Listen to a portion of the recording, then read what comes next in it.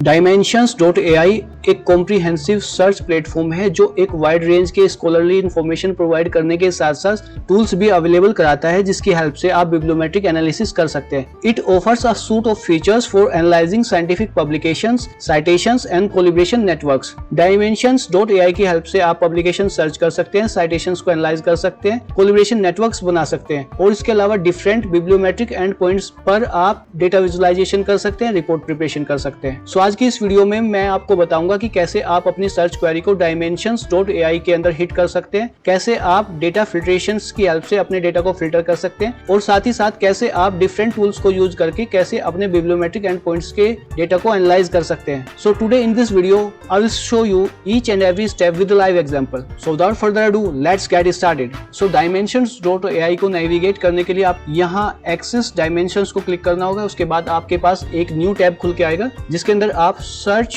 Box के अंदर अपनी क्वेरी को हिट कर सकते हैं। मैं यहाँ अपनी पहले से बनी हुई क्वेरी को यहाँ हिट करूंगा और यहाँ मैं टाइटल्स एंड एब्स्ट्रैक्ट को सिलेक्ट करूंगा सो दैट कि मैं सिर्फ टाइटल एंड एब्स्ट्रैक्ट के अंदर ही अपनी क्वेरी को सर्च करूं। एंटर किया तो यहाँ मेरे पास पब्लिकेशंस का डेटा अवेलेबल हो गया है। 5371 आर्टिकल्स इस क्वेरी पर यहाँ अवेलेबल है। अब हमें इसके बाद डेटा फिल्ट्रेशन करना होगा। मैं यहाँ पब्लिकेशन ईयर सेलेक्ट कर लेता हूँ। मैं यहाँ 2010 से लेके अब तक के सारे आर्टिकल्स को सिलेक्ट कर लेता हूँ। यहाँ मुझे 1 by 1 ईयर्स को सिलेक्ट करना होगा। जैसे ये एक बार आप ईयर्स को सिलेक्ट कर लेते हैं उसके बाद आपको लिमिट 2 के फंक्शन को यूज करना होगा और अपनी सर्च क्वेरी को रिस्ट्रिक्ट करना होगा for the certain time frame. Means year wise आपको 2010 से लेके अब तक जितने भी आर्टिकल पब्लिश हुए उन्हें ही डेटा फिल्ट्रेशंस की हेल्प से फिल्टर करना है। तो अब मेरे पास पब्लिकेशंस का डेटा 4287 रह गया। इसके बाद मैं फर्दर डेटा फिल्ट्रेशन करूंगा। मैं अब पब्लिकेशन टाइप पे आता हूँ और यहाँ मैं सिर्फ आर्टिकल को सिलेक्ट कर लेता हूँ सो दैट कि मेरा डेटा फर्दर फिल्टर हो जाए। लिमिट 2 किया। उसके बाद मेरे पास 4046 पब्लिकेशंस मेरे पास आर्टिकल की फॉर्म में आ गए हैं। इसके बाद मैं ओपन एक्सेस वाले डेटा फिल्टर को यूज करूंगा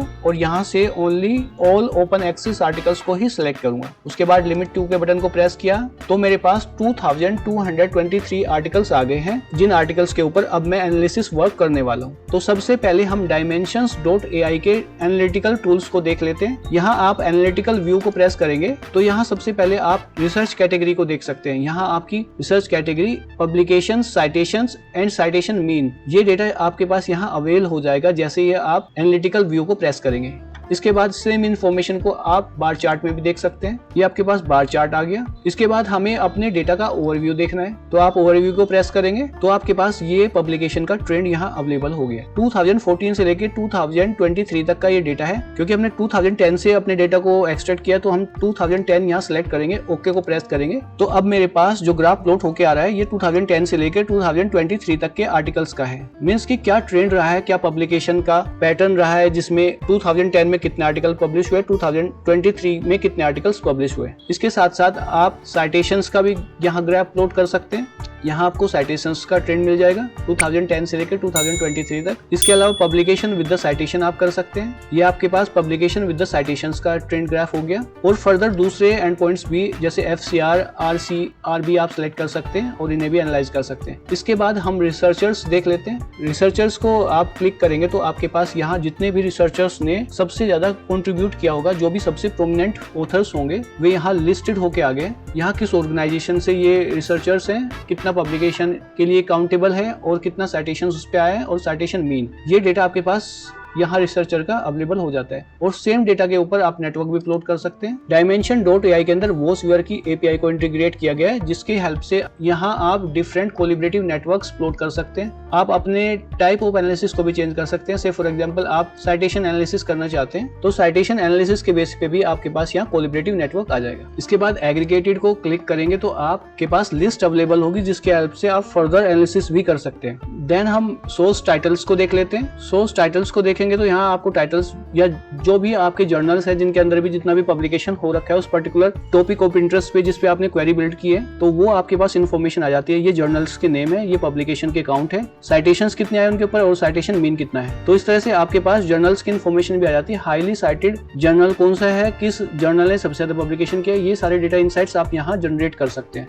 अब हम अपने डेटा सेट को डायमेंशन से डाउनलोड करेंगे। तो इसके लिए हमें यहाँ सेव एंड एक्सपोर्ट के ऑप्शन को क्लिक करना होगा। यहाँ से हम एक्सपोर्ट रिजल्ट को क्लिक करेंगे और ये बीच वाला सेकंड वाला ऑप्शन हम यूज करेंगे। यहाँ इसे क्लिक करेंगे, नीचे से मैं इसे अनचेक कर देता हूँ, मेल की मुझे इन्फॉर्मेशन नहीं चाहिए। एक्सपोर्ट को प्रेस करेंगे तो एक्सपोर्टेड डेटा मेरे एक्सपोर्ट सेंटर के अंदर अवेलेबल हो जाएगा। मैं एक्सपोर्ट सेंटर को क्लिक करूंगा या तो फिर मैं यहाँ अपनी प्रोफाइल पे आऊंगा और यहाँ से एक्सपोर्ट सेंटर पे जाके अपने डेटा को चेक करूंगा कि मेरा डेटा डाउनलोड हो गया है या नहीं। आप देखेंगे यहाँ इन प्रोग्रेस लिख के आ रहा है। जब तक ये कंप्लीट ना हो जाए तब तक आपको उसका वेट करना होगा। आप Dimension.ai के टूल्स को सिर्फ इमीडिएट रिपोर्ट प्रिपरेशन में यूज कर सकते हैं। अगर आप कोई साइंटिफिक वर्क करना चाहते हैं तो आप डेटा पहले डाउनलोड करिए, फिर उसकी जितनी भी एम्बिग्युइटीज है, जितनी भी उसमें इश्यूज है डेटा के अंदर, जैसे डुप्लीकेट्स वैल्यू होती है, तो पहले भी आपको रिमूव करना होगा। जैसे ही प्रोसेस कंप्लीट हो जाएगी तो यहाँ आपके पास डाउनलोड का बटन अवेलेबल होगा। आप इसे प्रेस करेंगे और अपने डेटा सेट को डाउनलोड कर लेंगे। देन हमें इसमें जो एम्बिग्युइटीज है, जो डिस्पैरिटीज है, डेटा डिस्पैरिटीज है, उन्हें रिजोल्व करना होगा। इसके लिए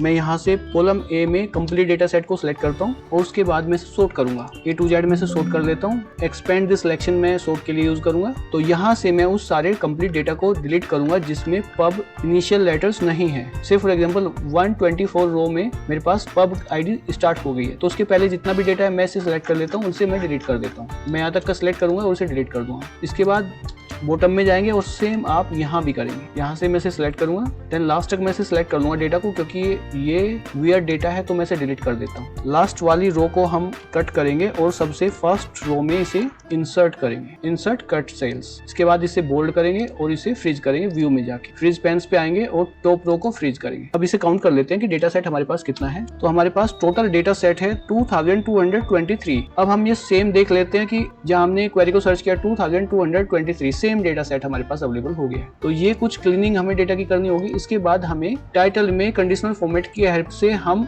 डुप्लीकेट्स वैल्यू को आइडेंटिफाई करेंगे। टाइटल में फिल्टर लगाएंगे और फिल्टर के अंदर हम यहाँ फिल्टर बाय कलर सेलेक्ट करेंगे और यहाँ पिंक कलर को सिलेक्ट कर लेंगे। तो मेरे पास वे सारे आर्टिकल्स आ गए जो डुप्लीकेट्स में है। अब मुझे इन्हें आइडेंटिफाई करना होगा, 1 by 1 मुझे इन्हें डिलीट करना होगा। तो मैं इन्हें 1 by 1 डिलीट कर लेता हूँ। फिल्टर को हटा लेते हैं। अब ये आपके पास क्लीन डेटा प्रिपेयर्ड है जिसे आप अपनी डेटा एनालिसिस के लिए यूज कर सकते हैं। सो आज की वीडियो में बस इतना ही। Thanks for watching. I will see you in the next video. Till then take care, bye bye.